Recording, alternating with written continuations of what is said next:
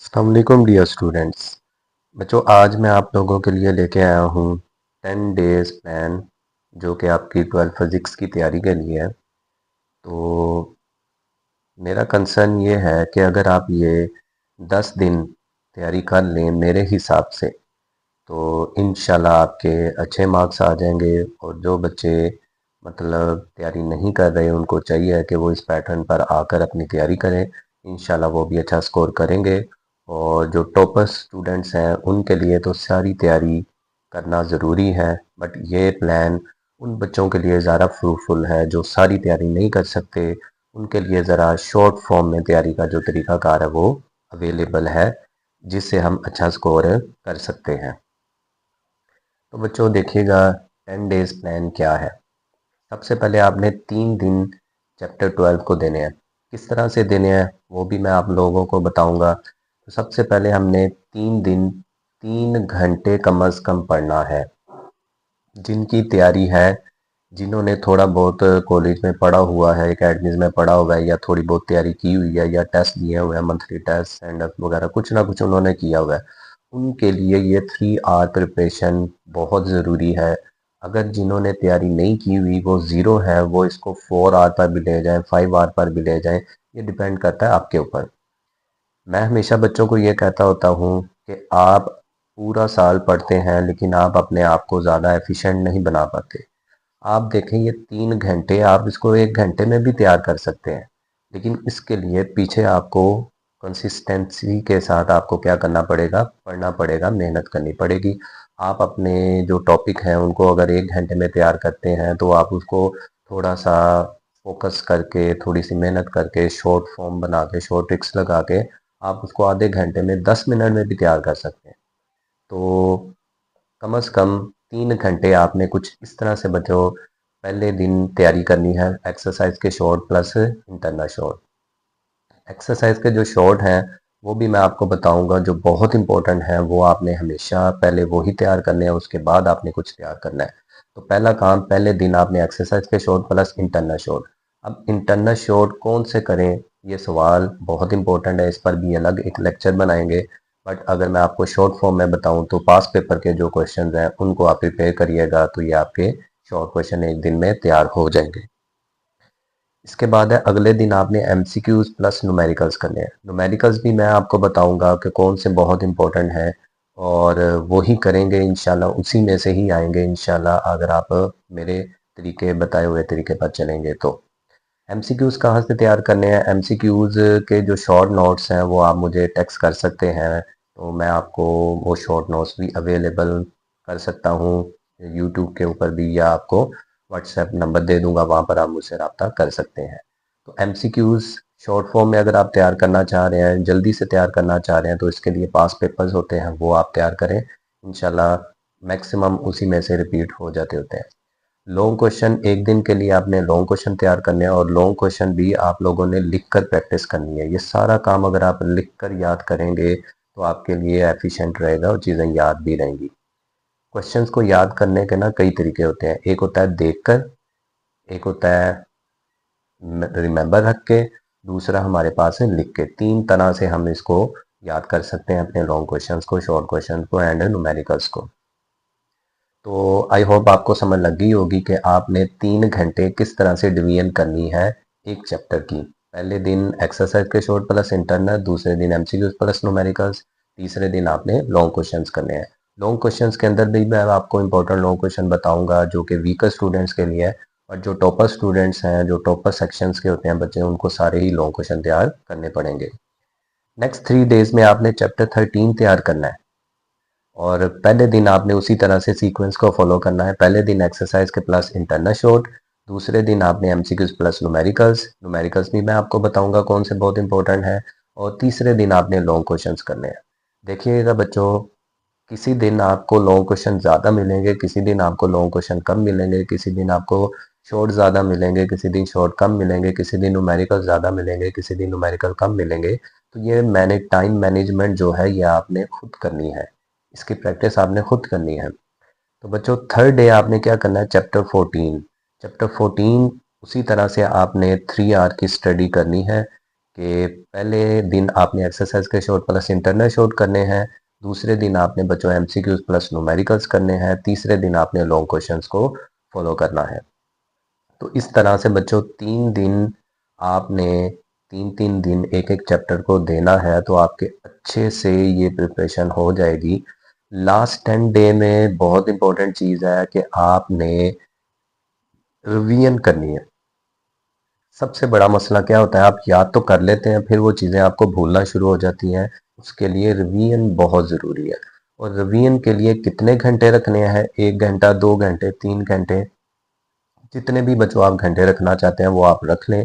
मैं आपको सजेस्ट यही करूँगा कि आप कम से कम 5 आवर इसके दोबारा से रिमेंबर करें इन चीज़ों को। इंशाल्लाह ये जो चीज़ें आपने पीछे याद की होंगी, लिख कर देखी होंगी, ये आपको याद भी रहेंगी और आपको पेपर में भूलेंगी भी नहीं। तो बच्चों आइए सवाल पैदा होता है कि चैप्टर 12, 13 एंड 14 के कौन से शॉर्ट इंपॉर्टेंट हैं, न्यूमेरिकल्स इंपॉर्टेंट हैं एंड लॉन्ग क्वेश्चंस इंपॉर्टेंट हैं।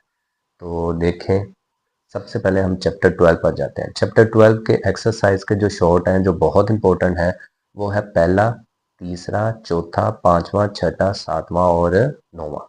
ये शॉर्ट क्वेश्चन बहुत इंपॉर्टेंट है, मैक्सिमम इन्हीं में से रिपीट होते रहते हैं, बट जो टॉपर स्टूडेंट हैं उनको सारे ही शॉर्ट क्वेश्चन करने चाहिए। न्यूमेरिकल्स जो इंपॉर्टेंट है वो है पहला, चौथा, पांचवा, छठा, सातवां, 12 वाला और 13 वाला। इसमें बच्चों एक न्यूमेरिकल बहुत इंपॉर्टेंट है, 2000 इलेक्ट्रॉन वोल्ट उसका आंसर आता है। एनर्जी आपने कैलकुलेट करनी होती है। ये वाला न्यूमेरिकल मोस्ट रिपीटेड न्यूमेरिकल है।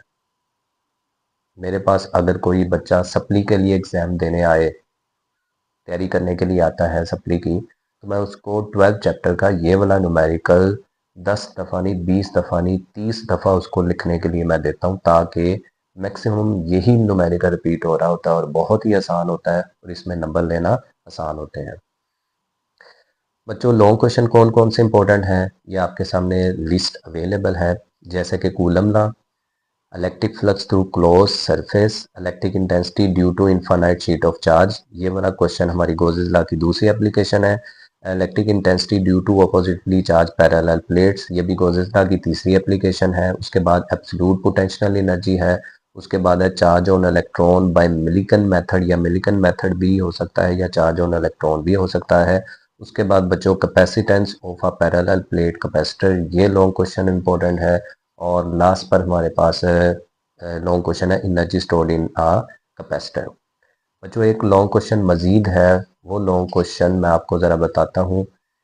सप्ली के एग्ज़ाम में एक दफ़ा ये वाला सवाल बन गया है, what is electric potential and electric potential difference, और उसके साथ उसने पोटेंशियल ग्रेडियंट का ये वाला प्रूफ मांगा हुआ था। तो उम्मीद करता हूँ कि ये लॉन्ग क्वेश्चन आप लोगों ने निशान लगा लिए होंगे। ये लॉन्ग क्वेश्चन बहुत इंपॉर्टेंट है।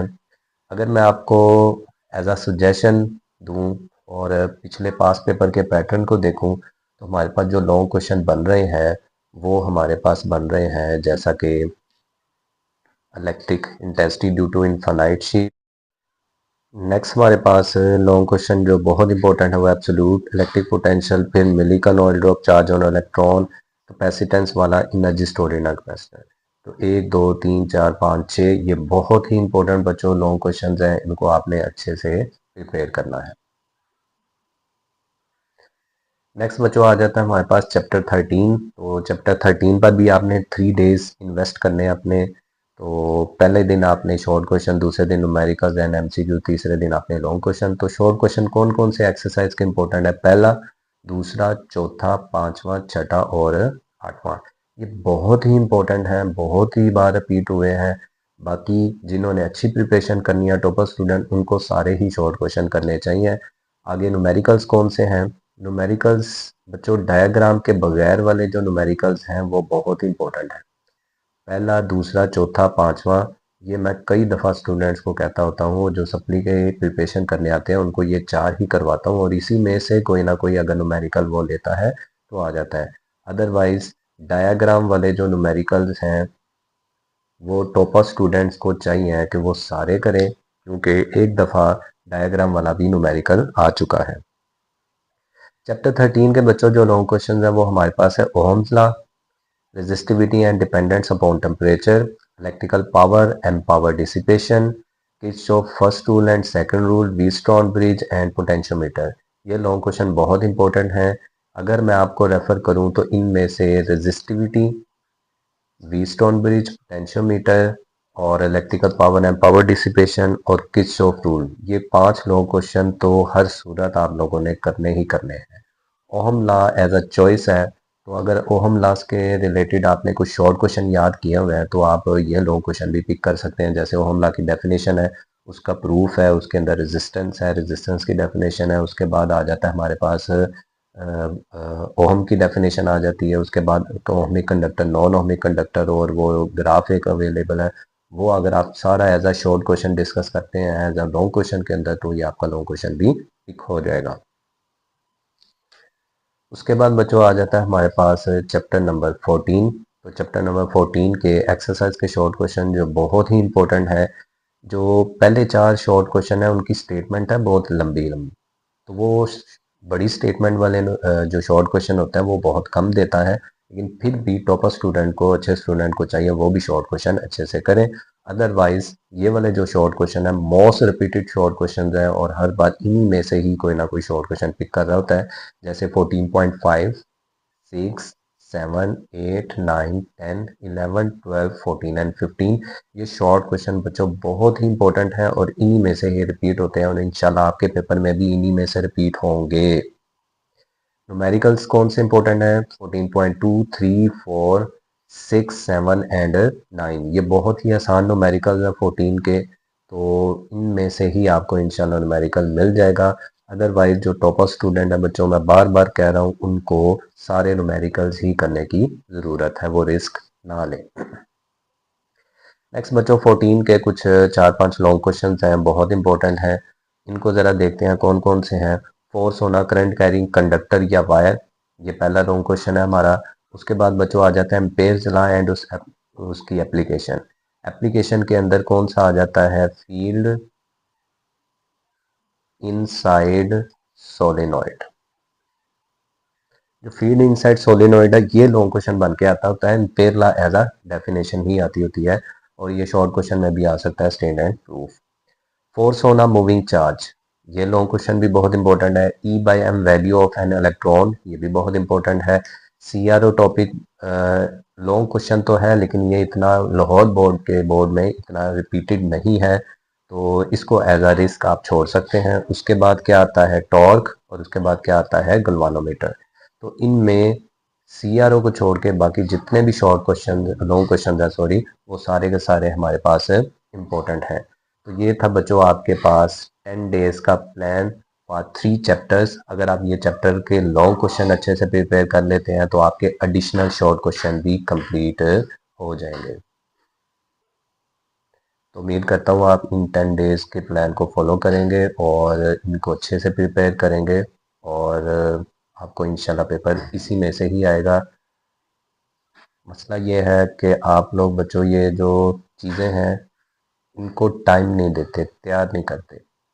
जब आप चीज़ों को टाइम देंगे, अपनी स्टडी को टाइम देंगे तो वो भी आपको एज अ रिज़ल्ट आपको मार्क्स की सूरत में रिज़ल्ट देंगे।